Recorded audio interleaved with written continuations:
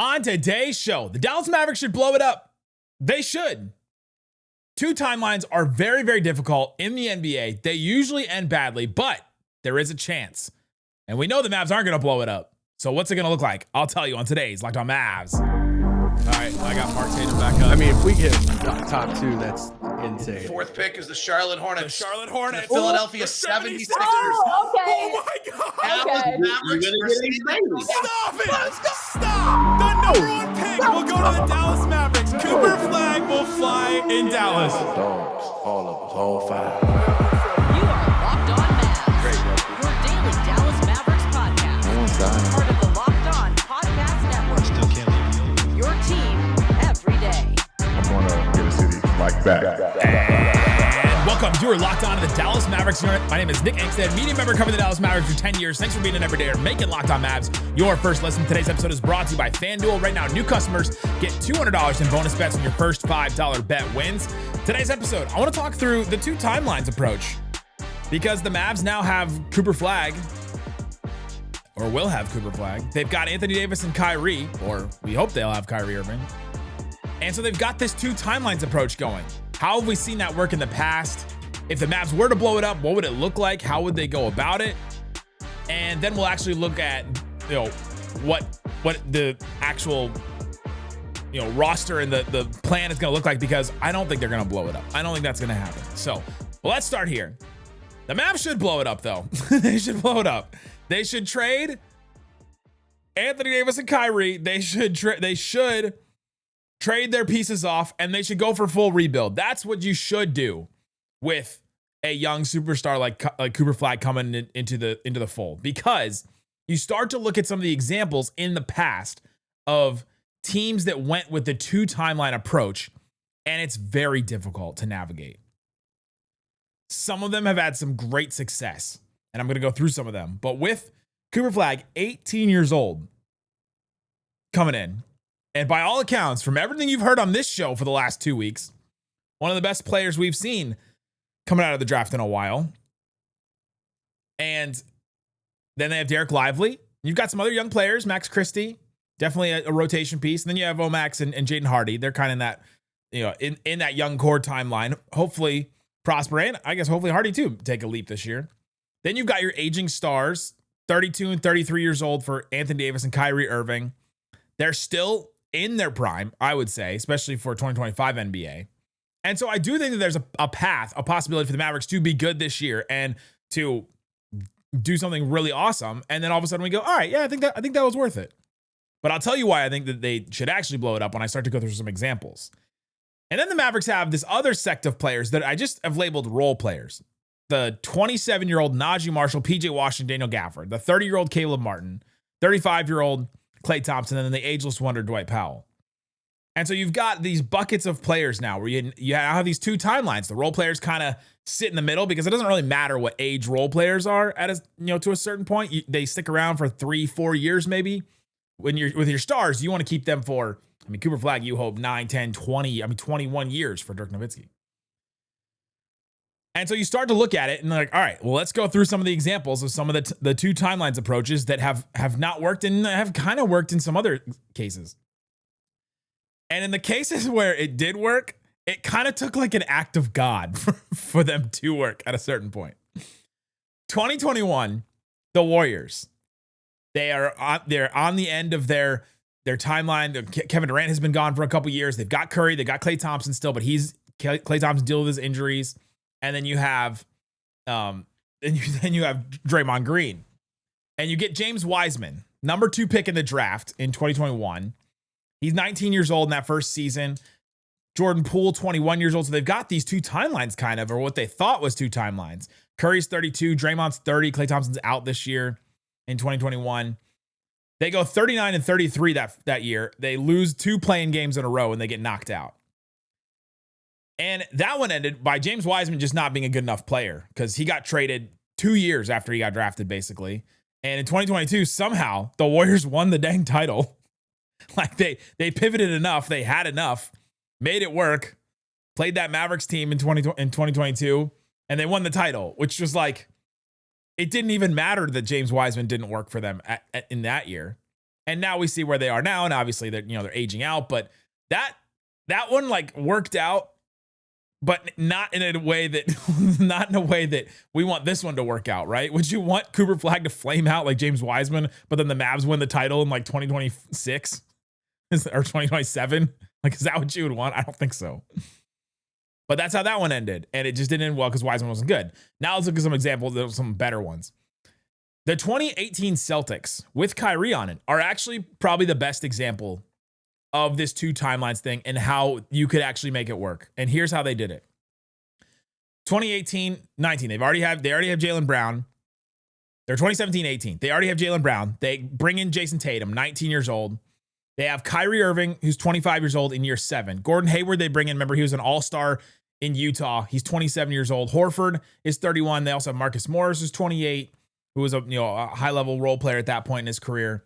And you're like, all right, they got these two timelines now. Kyrie is in his prime. Gordon Hayward is in his prime. Horford is like towards the end of his prime, but still good and was an all-star for, a couple multi-time all-star. And you got Tatum and Brown are 19 and 21, these high draft picks that they got because the Brooklyn trade with Kevin Garnett and Paul Pierce, didn't work out for the Nets, but worked out really well for the Celtics. That team made the Eastern Conference Finals that year without Kyrie Irving and without Gordon Hayward. They both got hurt. They lost in 7 to Cleveland. And then, in 2019, they end up losing Kyrie for nothing. They trade Terry Rozier for Kemba Walker. They kind of revamp. Then in 2020, make the Eastern Conference Finals again. 2022, they make the finals against that Warriors team we just talked about. But they did it because they had two stars and they were able to pivot around those stars. And they used the cap space that they had. They used the trade assets that they had. They had a ton of good players at that point. They were able to pivot quick enough because Kyrie left. Like, they were forced to pivot quickly on this. They couldn't sit around. They only had basically 2 years with Kyrie. And obviously, you know how that one ended, because if you are ever in Boston, especially when I was there during the finals, every single person I ran into reminded how Kyrie left them. But they pivoted quickly because they had to. Kyrie left. Gordon Hayward had a serious, ridiculous injury. And so their two timelines all of a sudden became one. And so that's why I'm kind of looking at it and like, all right, well, they won the title in 2024, but yeah, because they pivoted to their young guys and built the team around them after that. Fascinating to me. 2006, the Heat is actually an example of this. They were bad. They drafted Dwayne Wade in 2003. And then 2004, 2005, they bring in Shaq. And Shaq was 32 years old that year. They make the Eastern Conference Finals. They lose in 7 to the Pistons. Dwayne Wade was in his second year, made the All-Star team, 23 years old. And so you've got this two timelines approach where you've got Shaquille O'Neal towards the end of his prime, very similar to what the Mavs have right now. And then you have Dwayne Wade, who was in year 2. Then year 3 for Dwayne Wade, that's 2006. I don't know if you remember what happened. I blacked out at the end of that one, but it kind of took an act of God. But they ended up winning the finals that year. Shaq was 33 years old. Dwayne Wade's 24. He wins the MVP. And 6 of the top 8 players in the playoffs for the Heat were 30 plus. Gary Payton, 37. Alonzo Mourning, 35. Jason Williams, White Chocolate, 30. Antoine Walker, 29. James Posey, 29. They're both 30 by the end of the year. And so you have this two timelines of like, all right, we got this young star that we can build around. I mean, he's only in his 3rd year when they win the finals. But here's the thing. It ended terribly. You win the finals, and then all of a sudden, 2008, they ended up trading Shaq to Phoenix. They went 15-67 in 2008.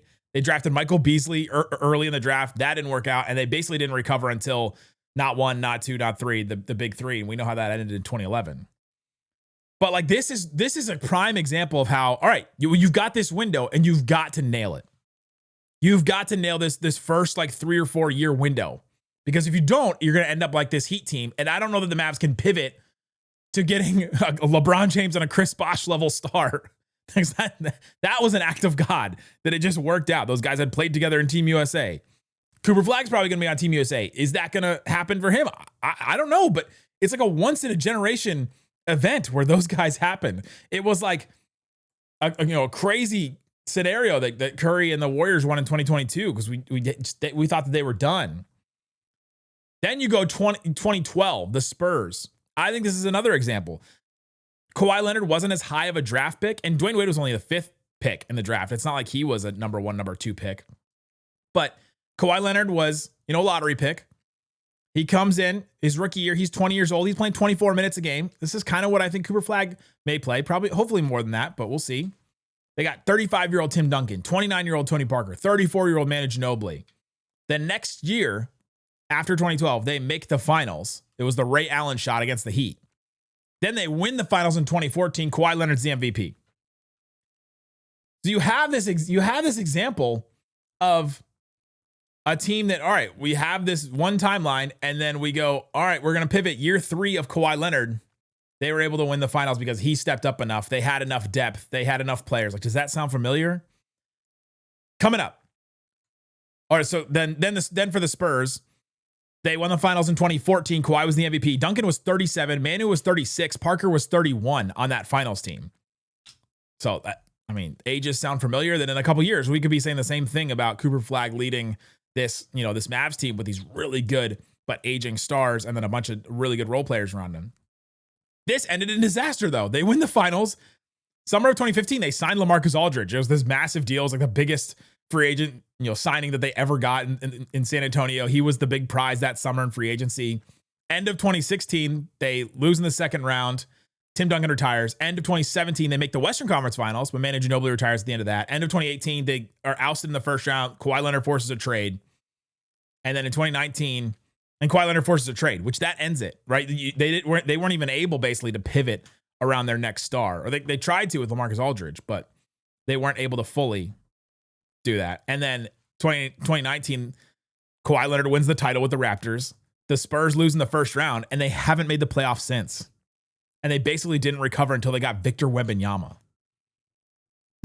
Like, these all end in disasters, but you have this window coming up. What does that window look like? Let's talk about that, and let's talk about why the Mavs need to nail it coming up. Today's Locked On Mavs.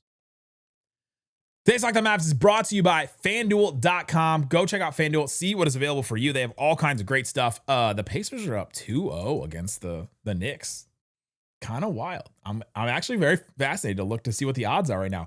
Pacers minus 560. It was like 166 the last time I looked. So the Pacers are now the odds-on favorite by a lot to win this series against Jalen Brunson's Knicks. And so that's fascinating to me. The Pacers are plus 440 to win the finals. Thunder minus 340. Surprised that's a little closer than we think. All kinds of great stuff on FanDuel. Go check it out. See what's available. It's not just NBA. They have WNBA as well. They got our girls, the Wings, on there. They have all kinds of great stuff. Go check it out. And right now, if you're a new customer, it's the perfect time to sign up. Head to FanDuel.com. Place your first $5 bet. If that wins, you get $200 in bonus bets. Make everyone more of FanDuel, visual sports betting partner of the NBA. Please gamble responsibly. Thanks for hanging out with us on Locked On Mavs, being part of the show, part of the Raccoon Squad, listening every day. We appreciate each and every one of you for checking out the show and listening. We've got the text line, 214-643-8637. You get a couple weeks free to try it out, and then you're able to support the show after that. We really appreciate it. I'll send you every single Mavs rumor and news update with my thoughts immediately. I'm not going to Twitter first. I'm going to that first. Q&As with Isaac and myself. All kinds of great stuff on there. Become a Locked On Mavs insider with the Locked On Mavs text line. There's a link in the description if you missed that number. Or just go back. You just rewind at a certain point. The two timelines approach. It doesn't work very often, but there is a window. There is a window for you to nail it. That Heat team, when they bring in Shaq, they've got Dwayne Wade already. You had basically like a 2-year window. 2-3-year window to nail it. Warriors, we won't talk about. The Spurs, they had like a 3-year window, 3-4-year window they had to nail it. They went to 2 finals. And they already had the infrastructure. They already had the players that could get them there. Why I'm kind of concerned about the Mavericks making it is because of some of the concerns I've had with this team in general. Anthony Davis and Kyrie Irving, you're just sitting there betting. And we don't have any like concrete evidence to prove one way or the other. You're just sitting there betting that that those two guys will be healthy at the same time and healthy enough to get you through a playoff series, get you through a playoff run. And healthy at the same time at the end of the season. That's what you're betting. You're not just betting against their talent versus the rest of the talent in the NBA. You're betting against their health, betting on their health. And so the Mavs now are like, all right, you've got to nail this 3-year window with these guys right now. Because there's only a couple more years of Anthony Davis, only a couple more years of Kyrie if he signs that contract everybody thinks he's going to sign. And Cooper Flagg, you've got a couple years here, 4 or 5 years with the rookie scale deal that matters a lot because he's going to get signed for a bunch if he's everything we think he's going to be. And so you got to nail this window, or else then you become that Heat team. They went 15-67. That Heat team still had Dwayne Wade on it. He played like 50 something games that year. He was injured, but they went 15-67. They got like the second pick. It was Michael Beasley. And then he didn't work out. And so you go, oh no, what are we about to do? Then they get bailed out by getting LeBron James and Chris Bosh. And we know the rest of the history on that story. The Spurs, they won they made the finals, lost, then won the finals. And you're like, all right, this was all worth it. Keeping these guys around, all that. Kawhi Leonard wins MVP. All right, we're going to build around this Kawhi Leonard guy. They get LaMarcus Aldridge, 1 season after they win the finals. And then they lose second round. Western Conference Finals, first round. Kawhi Leonard forces a trade. Disaster. They lost in the first round in 2019, and they haven't recovered until they just got Victor Wembanyama. That's the life cycle of a team right there. That could those two endings could happen to the Mavericks if they don't pivot quickly around their guy, or if Kawhi if Kyrie and Anthony Davis aren't healthy at the same time, then it ends terribly, and then you got to try to pivot quickly. That Celtics team that I talked about, they pivoted quickly because they had to. They lost Kyrie for nothing. He went to the Nets. Then they pivoted. They're like, all right, we're going to trade Terry Rozier for Kemba Walker. Get the point guard we need around these two guards. They went to the Eastern Conference Finals, and then they make the finals in 2022. I think Dereck White was on the team by then, and they had pivoted. They had like, all right, we're gonna do this and make this move, and boom, here we are. And it didn't work for them. So Kyrie leaves in 2019. They didn't win until 2024. It took them like 5 years to recover fully from that. So I think for the Mavericks, you look at it and you go, all right, well, the best thing to do would be to do what the Thunder did right now. What we're seeing the Thunder do right now, and the Thunder looks like they could coast to a championship here, because I'm very curious to see how, if it's the Pacers, how they play against this team. But the Thunder's defense is just so good. The Thunder's current plan is this. In 2019, they had Westbrook and Paul George. And they said, all right, well, this is not really working for us. Let's pivot off of this. And they lucked out completely because they traded Paul George. They get Shai Gilgeous-Alexander. They didn't have the luxury of knowing that SGA was going to be an MVP. The Mavs have a better idea of that Cooper Flagg could be an MVP than the Thunder had an idea that SGA could be an MVP, because they hadn't even traded for him yet. And then when they got him, he was, lottery pick, but he wasn't top 5, and he was on his way to being a really, really good player. But I saw very few people saying, "Oh, this SGA guy is an MVP candidate." I think it was Jay Skeets of the No Dunk Show. Shout out to him, who called it like 5 years ago on SGA, fellow Canadian. And so they pivoted off of their guys quickly. This is what the Mavs could do. They know they have this guy coming in. The Mavs have the luxury of knowing. The Thunder didn't know. They were just like, all right, this is not working for us. Let's just pivot. Traded Paul George for obviously the crazy package that they got on that. That one, that's insane, obviously. I don't think the Mavs would get that kind of a package for Anthony Davis or Kyrie. Maybe. I don't know. You get a desperate enough team with enough picks. But they got SGA, Jalen Williams after one of those picks, and then they obviously got other picks. The Westbrook trade, too, got them Chris Paul, and then another pick. They got them Nikola Topic, what people think who's going to be good for them. He's not even playing right now. Like, he's going to suit up probably next year. We'll see what happens there. But they pivoted and go, all right, we're going to go from Westbrook to a guard that makes a little bit more sense. That's maybe a little worse. That's what people thought at the time, that Westbrook was a little worse than Chris Paul. And we're going to pivot. And they pivoted towards a rebuild. And then they rebuilt it, and look what they are now. That's the path the Mavs could take. Trade Anthony Davis for 3 or 4 first-round picks and maybe a player that ends up being hopefully as good or even close to being good as SGA. Maybe if Kyrie, it's heartless. It is, but you trade Kyrie, and then all of a sudden you get some of these, and then you rebuild around Cooper Flagg.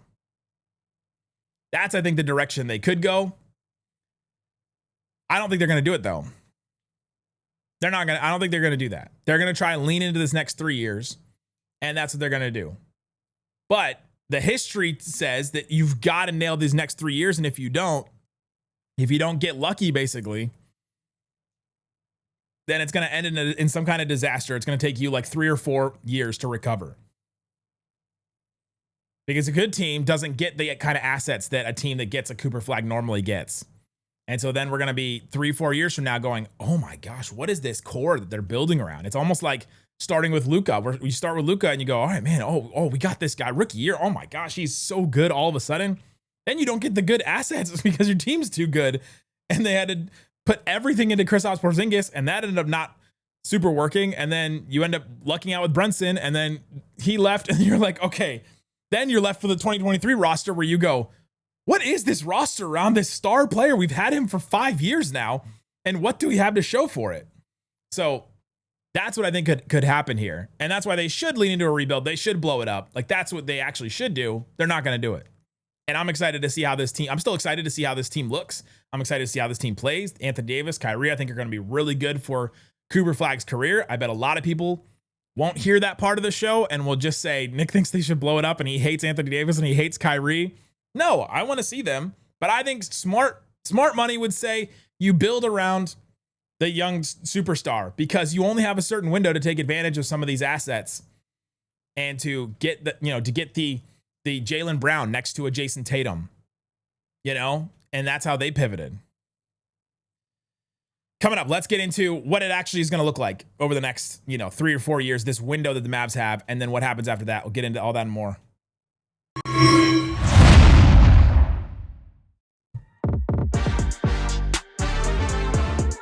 All right. We're talking about the 2 timelines approach. It's hard. It's doable. I talked about multiple teams that won titles. The 06 Heat won a title with Shaq and Dwayne Wade. The 2012 Spurs ended up winning a title in 2014 with Kawhi Leonard and a bunch of really old Spurs legends. Duncan was 37 that year. Manu was 36. Like, it's not like these guys were even close to their prime at that point, like way past it. The 2021 Warriors, and they ended up making it work in some way, but I don't think you want them to work that way. And then the Celtics were able to pivot. And all 4 of these teams actually won a title at some point.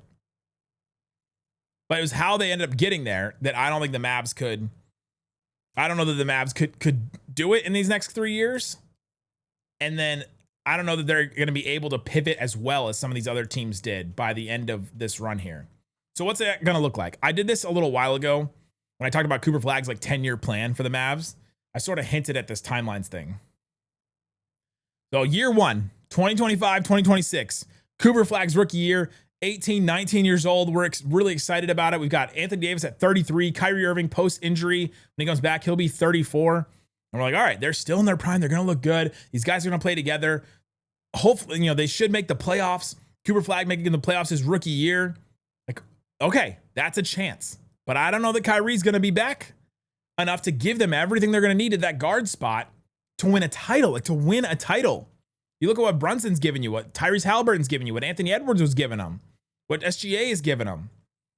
Can he and Anthony Davis combine to do what those guys are doing, plus their co-stars, the Pascal Siakam, the Karl Anthony Towns, the what Julius Randle has done in the games that they win, and Jalen Williams for the Thunder, right? Can they combine to do that? I think they probably can, but right after he comes back from an ACL, I'm skeptical about that because it's just very hard to do. That's one chance. Your next chance, year 2 for Cooper Flagg. He's 20 years old. He's going to be 19 going into the year, but 20 years old by the end of it. This is 2026, 27, and you're going, all right, Anthony Davis 34, Kyrie Irving 35. Now we're in the territory of that Spurs team where you go, all right, we have these aging stars. What did they do with PJ and Gafford? Because they're not signed for that year, for this 2026-27 year. So what did they do with them? Dereck Lively is going to be coming onto his extension. What's going on with that? What did they do with that? And so now, all right, this is your next chance. They'll still have a great shot. I think Kyrie will still be good at 35. I've talked about all the examples, John Stockton, Chris Paul. There's been great examples of guys that have been 35 and have been really good. And, we're talking about Manu Ginobili. He was 36 when they ended up winning that title, and he was still helping that team a lot. That's your next chance. Then this is probably your last one. 2027, 2028.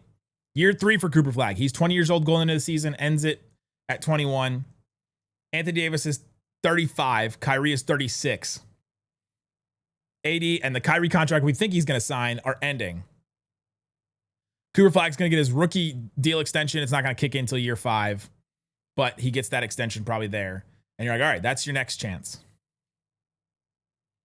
So you got these chances. You got 2 really good opportunities in 2027 and 2028, I think. But you've got to have enough depth around. Think about the depth of some of these teams that I just talked about. That Spurs team, you've got, you've got really, really good players that were on that team in 2014 that won with the young Kawhi Leonard I talked about. Obviously, Duncan was 37. Tony Parker was 31. Like, he was still in his prime and it was really good. Boris Diaw. Danny Green was 26 there. Thiago Splitter started a ton of games for him. Marco Bellinelli was a good guy coming off the bench. Patty Mills is a good guy coming off the bench. They had young, 27-year-old Aaron Bain. They had a deep team, and they had the know-how, and they had played together a lot, and I think that helped them a lot. Think about that Heat team in 06. They had 37-year-old Gary Payton, Alonzo Mourning, Jason Williams, Antoine Walker, James Posey, like a lot of really good veteran guys. They had Tim Donaghy on their side, and they had a lot of depth. That Warriors team in 2022, they had a lot of depth. James Wiseman was not part of it, but they had a lot of depth. He was still on the team, I guess. And so that's the Mavs' chance. Is they get healthy seasons from both AD and Kyrie going into the playoffs. They keep their depth intact, have enough depth. Cooper Flagg is good enough and rises to the level of what Dwayne Wade did in 06, what Kawhi Leonard did in 2013 and 2014. And they get that kind of production from him, and that's your opportunity. And then 2028, 29, you look and you go, all right, well, here we go. Year 4 of Cooper Flagg. He's 22 years old. Lively's going to be 25 at that point. AD and Kyrie are probably done. Their contracts are done, but we'll see what happens. And now you've pivoted to the next thing. And what kind of assets do you get for AD and Kyrie? Or do you get any? Or do you just start over? Did you trade all the assets to help that team win now? And that's the issue. And that's the thing I think they're going to run into. It's possible. Teams have done it. I just gave you 4 examples of teams that actually, they had all ended up winning a title in a bunch of different ways. It took an act of God for some of them to recover. It took a Victor Wembanyama. It took a LeBron James and Chris Bosh. It took a Jason Tatum and Jaylen Brown and an incredible cap flexibility. It took, whatever happened to the Warriors in 2022. It takes a lot. It is possible, but the smart money would say to blow it up and to just rebuild around your star, because then you end up like what the Thunder are doing right now. Thanks for hanging out with us on Locked On Mavs. Thanks for sticking with us all throughout the week. We'll have lots of shows and episodes breaking down this all throughout the summer. You know where we are. Thanks for listening to Locked On Mavs. Peace out.